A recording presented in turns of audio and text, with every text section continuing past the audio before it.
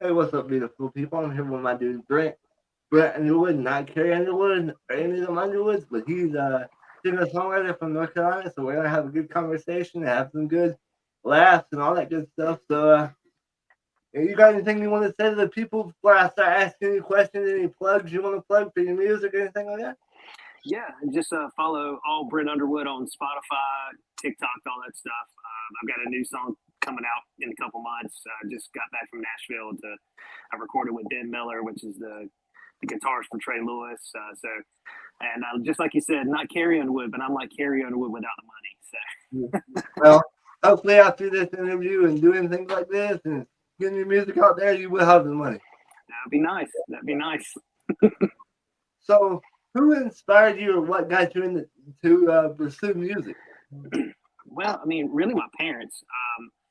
I grew up listening to Motown, jazz, country, blues, stuff like that, and it was really because of them.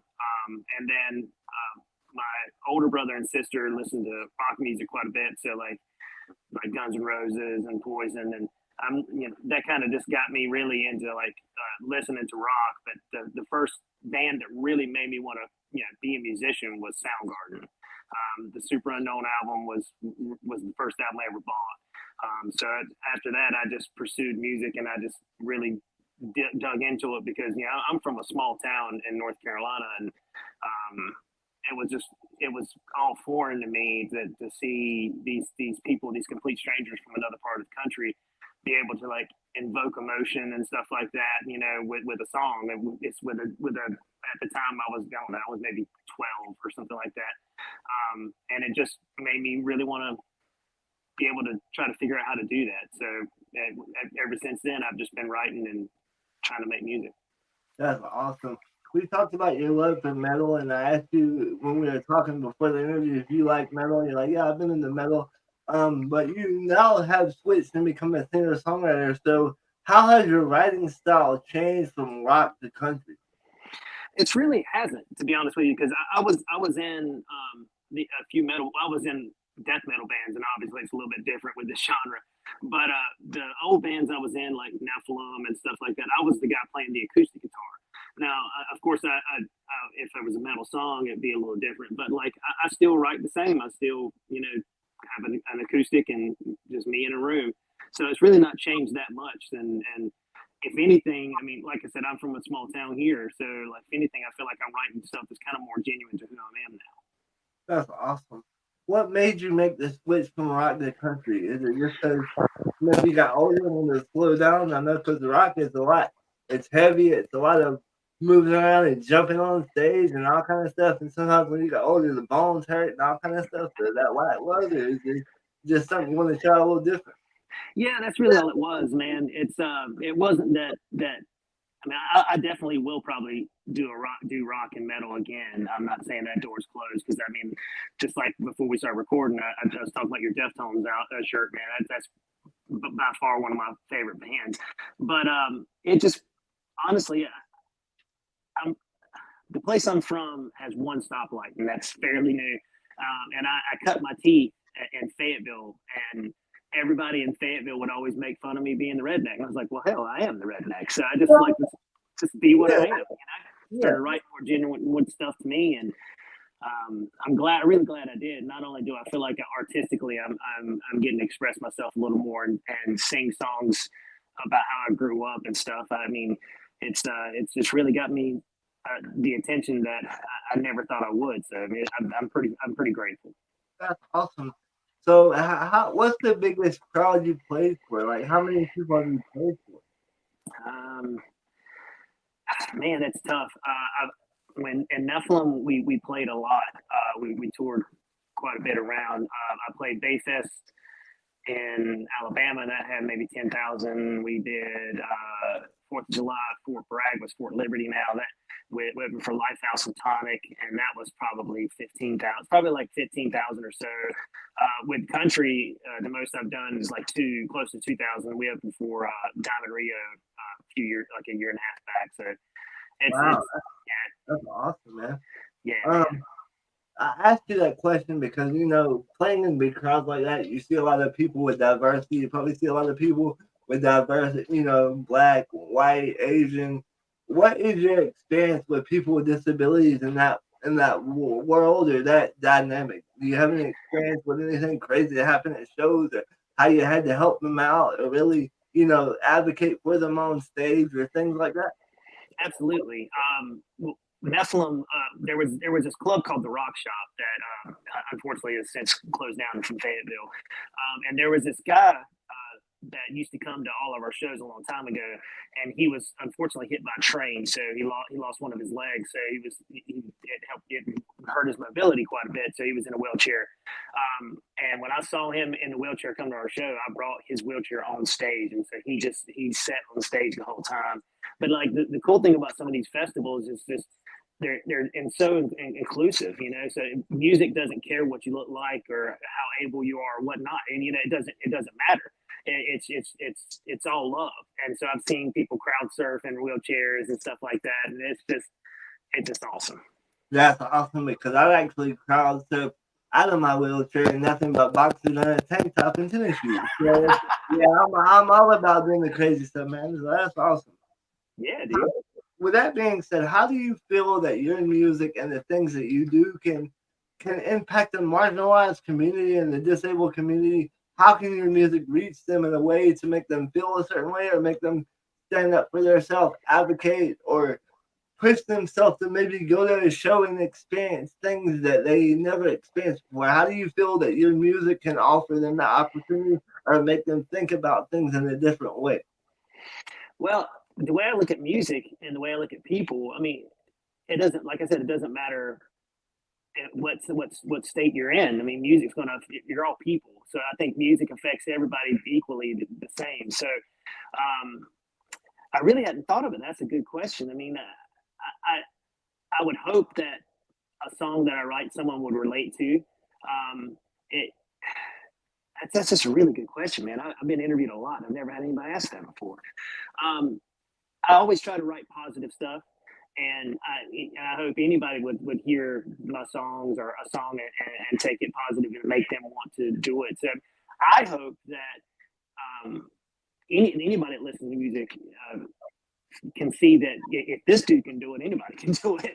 So I mean, That I'd love, yes, so maybe that's it. that's awesome. So, with you being an independent artist and all that kind of stuff, what is the biggest disadvantage or advantage you would say being an independent artist versus being with a label? It's just really monetarily. Luckily, the internet's kind of leveled the playground quite a bit. There's still some gatekeepers out there, before the internet, you couldn't get your music out there at all without having a label backing you. And now it's a person can get famous by recording something in their bedroom and go to look at Post Malone, for God's sakes. He's one of the biggest names there is, and he posted something on Spotify, and the next day he's huge. I So love I love him. Yeah. oh, he's a great dude, man, and I'd really like to hang out with him because I think he's got a place out in Utah. And Utah's Me and you state. both. Me and you Yeah, both. I yeah. saw him. I don't. Did you see him on the country CMT? The thing that Elvis. That was an awesome cover that he did. I can't remember the song, but that was the one that stuck out to me the most. That whole time that was going on, I was like, man, that's amazing. I mean, even that during the pandemic, that live stream he did where he played nothing but like Nirvana covers and stuff, that was Yeah, fantastic. I mean, he was in a metal band too, so I mean, yeah. I respect him because he just crosses genres and does it well everywhere. And everybody said that when he did that, that was like he did really a tribute to Nirvana, and I really, got taken back to that time when I wasn't around when he did that, but it really made me think, wow, that's really what Nirvana did. Like it really made me think about Kurt Cobain. I felt like I was watching Kurt Cobain do it again. Yeah. I mean, I wish I could have saw Kurt live, but to finish with, but the only thing that I feel like being independent is monetary. Like you're paying for everything out of pocket, and it's called music business for a reason because the people that are like the people that record the best music or shoot the best music videos or get you on tour, they have to pay bills too. So once you get past that, you just really have to invest in yourself a lot more. And even if you were to sign with a label and they give you a big signing bonus, you still got to pay that back. So Exactly. So if you weren't doing anything anything outside of music, if you weren't doing music, what would your other profession be? Like, what would you want to be doing besides music? Ah, man, something involving nature. I mean, honestly, one of my favorite things to do is go on road trips, and like I love Utah, I love Colorado, places like that. So it'd be kind of neat. When I went to Zion National Park, I think it'd be kind of cool to be like a park ranger there, and you get to see that. That's your office, is that beautiful scenery every day. Yeah, that's awesome. What would you say your favorite song or album uh to record was, and why? Why would that be your favorite album or song to record? Honestly, I think the first I was in this my first country band was 87 and Pine, and it was named after the intersection I grew up in or on. Yeah. So I think that one, because that was kind of like the first album I did in the country realm. That was like I had probably 98% of the songs were I wrote. So I felt like it was the first true, I don't know, expression of me as an artist or as a musician, and it really gave me the confidence to know that I could do it, and my writing as well. That's awesome. So through doing my research and really looking into you as an artist to kind of get prepared for the interview, I kind of saw that you were a bull peanut enthusiast. So if you could make your own flavor of bull peanuts, what would that be? And Man, that's something I've thought about quite a bit. It's that I really like North Carolina barbecue sauce. So I think it would be really cool to have like a Carolina barbecue sauce flavored peanut. I think it would be awesome. Um, I'm a big fan of like Asian food too. So like there's like Asian zing sauce that you get like at like Buffalo Wild Wings and stuff like that, or that would be awesome too. okay, yeah, from you saying that, we got to get your own peanut, man. We got to do this. I I'd got to love get that. I got to get you out there with a label or somebody to pay for you to make your own peanuts. I'd love that. I mean, I've been pretty fortunate. I signed on with Peanut Patch Boiled Peanuts. They're the largest boiled peanut company in the world, and they've been sending me around to all these country concerts and giving away free peanuts and playing music and on these big That's stages. dope. So yeah, it's That, pretty crazy, man. yeah. So being an independent artist and doing what you do, who do you most look up to as being an independent artist? Who do you look up to and say, if they can do it, I can do it too? You know, who do you look up to? An Hmm. example would be like Ryan Upchurch, because I know I'm a big Ryan Upchurch fan, and all that stuff. So I was wondering, who do you look up to? I like Hardy. I mean, I think Hardy's last album was so original, and I knew it was going to be heavy because like on the teasers for the album, he was wearing like a Born of Osiris shirt. So I was like, Yeah, this is gonna be different, you know. yeah. And I was lucky enough to, since I've been going to these festivals, I saw him like two or three times now, and he just puts on a hell of a show. And like to me, like that's the type of artist I want to be. Someone that's not afraid to do what they want and then put on and to be because you hear so many people and you can sound great in the studio, but they can't duplicate it live. He sounds Awesome. better live. So Yeah, that's what I want to do. that's dope. Have you ever gotten to meet anybody like Hardy? And if you have, what did you take away from people like that? I wish I did. I've met a lot of. I've been able to like open for some big people like Vanilla Ice and stuff like that. And you have a you take the first thing I look at with people like that is how humble they are and what how they treat someone like me, because they don't know me from Adam. So why would they be?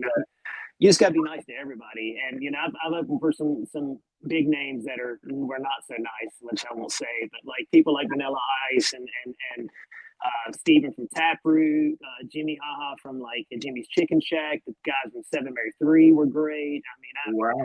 I've been pretty fortunate. Like even like people like Lifehouse, the men from Diamond Rio were super friendly, and like they're like Nashville royalty. They're inducted in the Hall of Fame and stuff. So it's just that type of stuff is what I really pay attention to. I pay attention to how someone on that level treats someone on my level, because it's true. The people you pass going up are the same people you're going to pass going down. So, but I just always believe in just being nice to people, no matter what they are, who they are, or. That's awesome, man. Well, it was great talking to you, and I really enjoyed doing the interview. And is there anything you want to say to the people, anything they need to know before you sign off, anything you got coming up that they need to know about? Yeah, man. Thank you so much for this opportunity. By the way, I mean, it was a great interview, man. I really appreciate it. And it's nice to meet another Deftones fan. Oh, yeah. Yeah. All I can say is like, just if you would please follow me on Spotify and TikTok and stuff like that. I'll have new music coming out very soon. I've got probably, I don't know, maybe 13 or 14 songs that are kind of ready to go. But this year I'm gonna release a lot. So please follow me online. That's awesome. So, with that being said, you're a big Deftones fan, so I have to ask, would you ever want to play the show with them? And if you could say anything to Sheena, what would you say? Oh, absolutely. What I'd love to do that, man. Um, and if I could say anything to Tina other than thank you for the amazing music, I would say as a fan of Deftones, I am very sorry for his loss when she died. Yeah. That was a big hit on the community. I mean, with the One Love for Chi thing, I've got my T-shirt. I mean, I tried to support, and I would watch his family's updates when he was in a coma, and when his legs moved, I was like, oh my god, she's gonna be back, you know. I know, right? Yeah. Yeah. But that's I would just say it's I know how it is to lose a friend and a brother, and when you're in a band with someone as long as he was, that's like being married to someone. So I mean, it's I know it was incredibly hard for him and Abe and Steve and you know the whole band. So I just want to say thank to them for continuing to make music after that, yeah, facing that adversity. Awesome, man. Well, it was great talking to you, and thank you for the interview. And we're gonna keep in touch. Thanks, brother. Appreciate you. You have a good day. All right, you too, bud.